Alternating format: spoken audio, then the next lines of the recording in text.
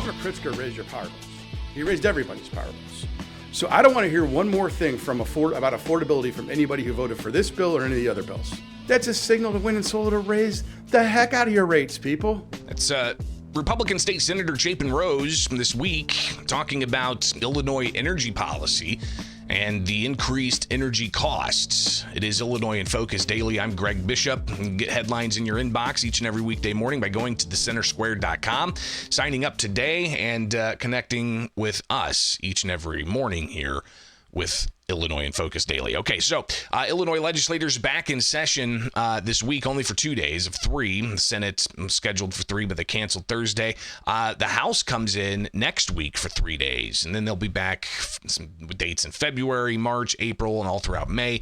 So it's going to be a ramp up right up to the end of the scheduled legislative session for when they have to have a budget put together for the next fiscal year.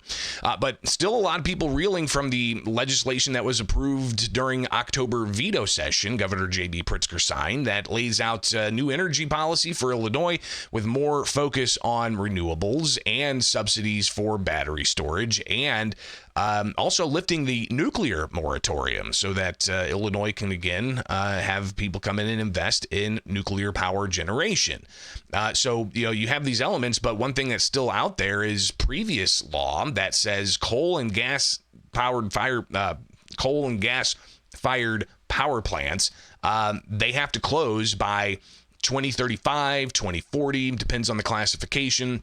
So when you have that hard date to say, no, we're going to close base load generation and only focus on the so-called renewables, while you've got EV increasing, electric vehicles, you've got data centers that are starting to look at sites to set up. That's a lot of power draw. You've got AI computing. That's a high power draw. When this is going to continue to be the economy moving forward, all of that energy, where's it going to come from? Batteries? Is it going to come from wind and solar?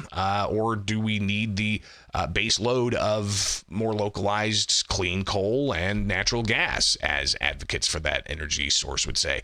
So here we are. We've got energy policy in Illinois, and Republicans, again, taking to a news conference on Wednesday and saying energy policy in Illinois is why your energy prices are going up 30%, 45%, 50%. Governor Pritzker raised your power bills. He raised everybody's power bills.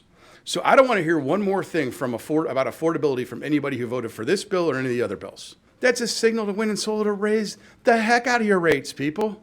That's what's going to happen.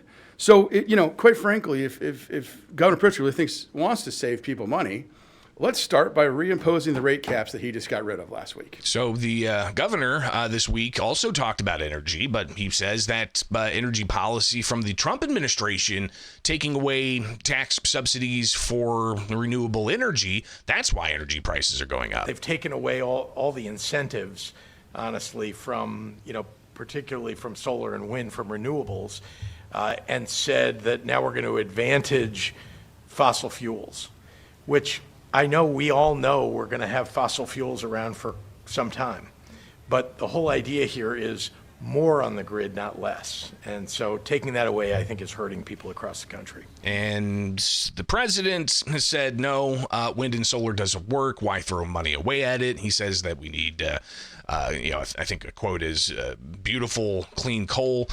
So the president obviously has his agenda. He was elected on this. He was pretty open about his promises for getting elected, and energy, and that was one of them. And the White House also yesterday touting the decrease in cost for gasoline. So you have states across the country that are under $3 a gallon, states that are under $2.75, states that are under $2.50 a gallon. That's a far cry from the $3.50 or so that people are paying in some places. So you've got energy very much central to policy. And again, Pritzker saying that Illinois needs to focus on adding more energy to the grid, but he doesn't talk about adding more coal-fired power plants or natural gas-fired power plants. What they're doing, what he's doing, is harming our ability to meet the needs.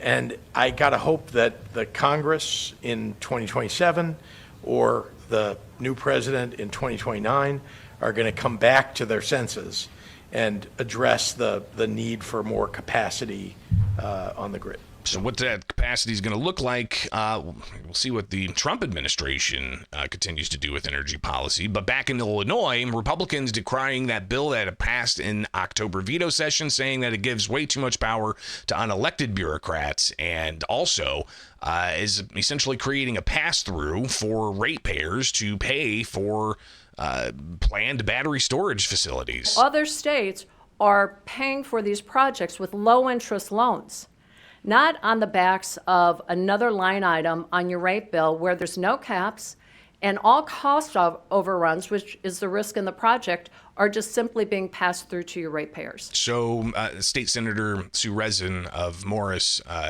helped try to get the nuclear moratorium lifted, and that is in this bill. But when you look at the other issues in the bill, from removing legislators from the process and having the decision to whether or not pull the kill switch on coal and natural gas to unelected bureaucrats, then you also have the issue of the subsidization of battery storage, and that being another line item on people's energy bills in the future. A lot's going to be happening here when it comes to energy policy in the land of Lincoln. All right, it is Illinois in Focus Daily. Wake up with us each and every weekday morning. Programming note, we're not going to be here Monday in observance of the holiday, so be sure to like, subscribe, and stay up to date to get the newsletter and so much more at thecentersquare.com.